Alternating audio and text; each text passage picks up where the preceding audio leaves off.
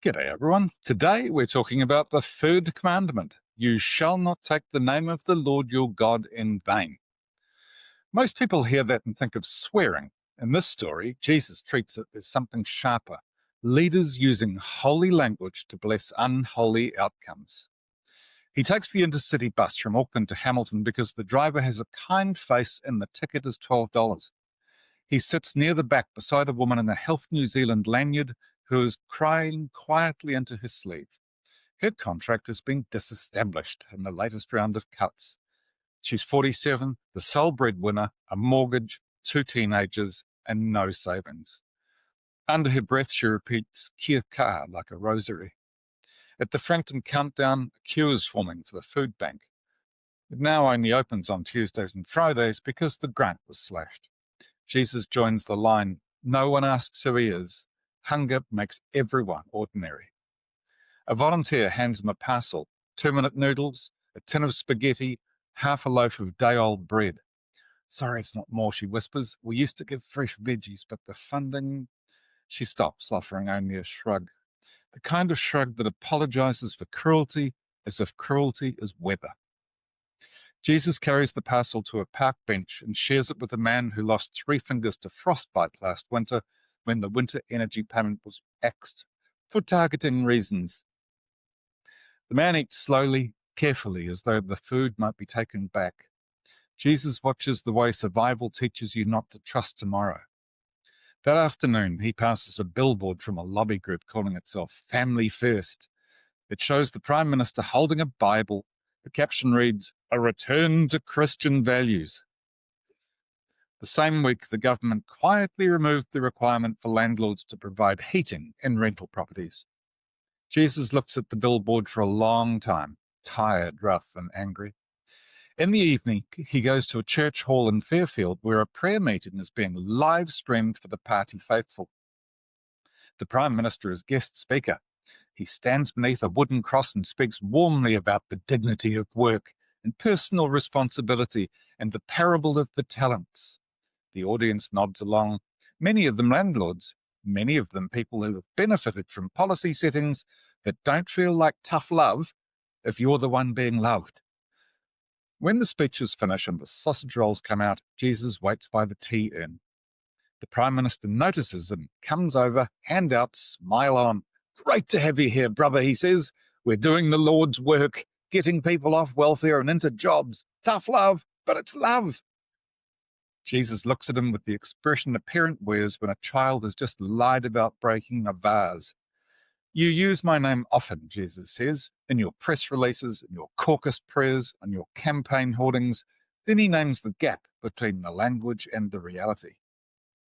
"You say Christian compassion while you cut the training incentives allowance that lets solo mothers study their way out of poverty. You say God's love when you make disabled people beg for equipment that used to be funded without question. You say Judeo-Christian values while children go to school hungry because the free lunch program is not fully rolled out in year 6 of your government." The Prime Minister's smile falters. "Look, we can't help everyone. Choices have to be made. Fiscal responsibility is also Jesus raises one hand, gentle but final. "When you speak my words but do the opposite, you take my name in vain," he says.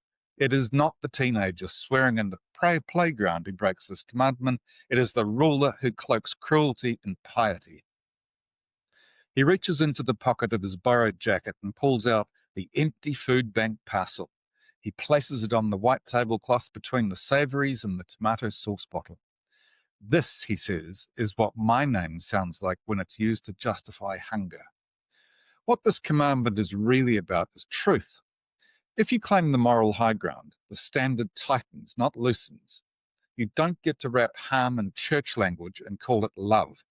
You don't get to quote scripture while designing systems that punish illness, poverty, and single parenthood as if they're character flaws. That is vanity. It is using the name as branding. Jesus has seen that trick before. Empires love religious language because it makes policy sound like destiny. Hard choices, discipline, incentives. Words that turn people into problems to be managed. It's easy to talk about dignity when you're not the one standing in line for noodles. It's easy to preach responsibility when your responsibilities are already paid for. And notice where Jesus stands in the story. Not at the podium, not in the photo, in the queue, on the bench, beside the person who has just lost their job. He starts with the lived result, not the talking point. When he leaves the hall, he passes the framed photos and the tidy rows, and he knows the donations will likely go towards the next moral panic rather than the woman on the bus who can't see a way to keep the lights on. That's the cruelty he's naming, a faith that performs holiness while refusing to meet need. Around them, the worship song continues, smiles wide, chords major the room, full of certainty. Jesus leans close, voice low enough that only the Prime Minister can hear.